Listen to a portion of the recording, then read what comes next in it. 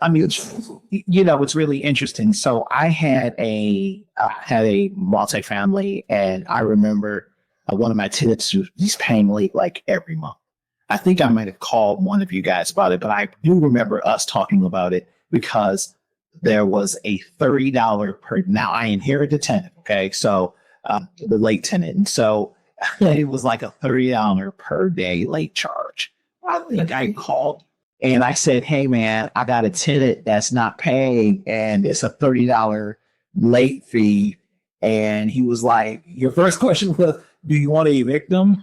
And I was like, "Well," I said, "but it was $30 a day, and the rent was X amount, but they sent the rent check for this amount. They could be late every month." And you were like, "Then here's the situation you're going to run up against.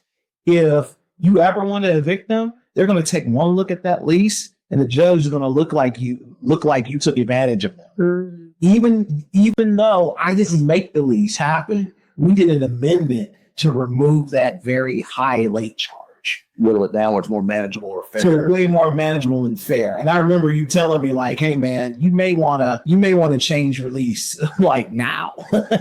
So we got together, changed the lease, but the late tenants is just altogether, one of those issues because there's 4 opportunities for them to be late. Mm-hmm. There's more opportunities for people to make mistakes and do all these kinds of things. I did want to ask you, what type of trends are you observing in the market, and as far as investing and things that you now know that you would tell your younger self? Like, there's a trend and you're telling people, like, man, you should consider this.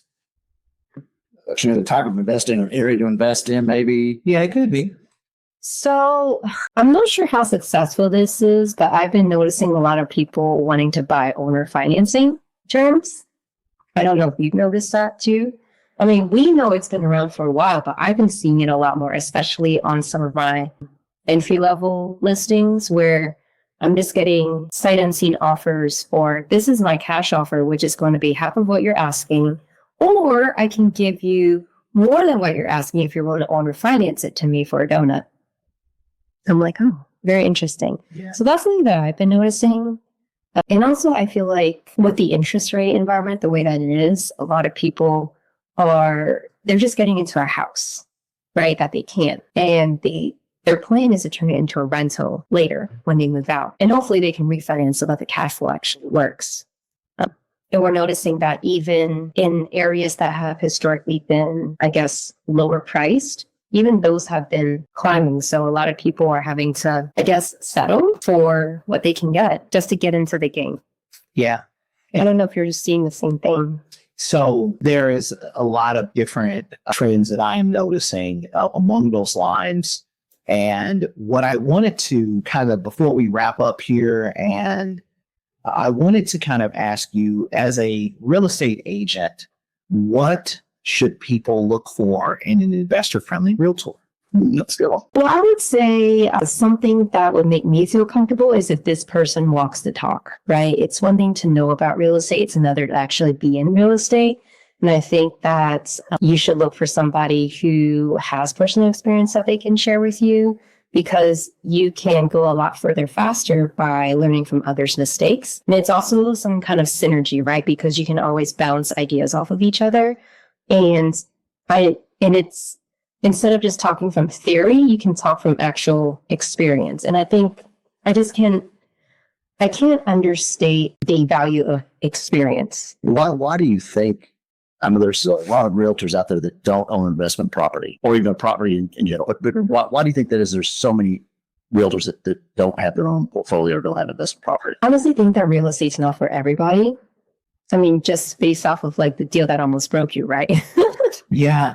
Like, I think there's some people who, and that's okay. Like, I don't assume or judge people who don't own real estate. I'm curious as to why. But my thought is either they're not either in a position where they can afford real estate yet. Maybe they're still building their business, their finances. Or this might be an unpopular opinion, is they don't have necessarily the means or maybe the confidence to go out and get something, or they're just unaware, right? Because I think that investing, you can sometimes stumble into becoming an accidental investor. A lot of times, though, I feel that it has to be very intentional. You have to put yourself in the right place and you have to recognize an opportunity, right? And I think maybe a lot of people just need that paycheck that they just go ahead and list it instead of asking, how can I buy this myself? How can I make this deal work? Where can I find the money? Who can I ask for the money? How can I, who can I get to manage this for me? Maybe I should learn to run the numbers, right? And so there's just a lot that goes into it. And I think if you're also trying to live up to a certain image or a certain lifestyle, you're not necessarily going to have enough left over at the end of the month to take risk and invest in something like that.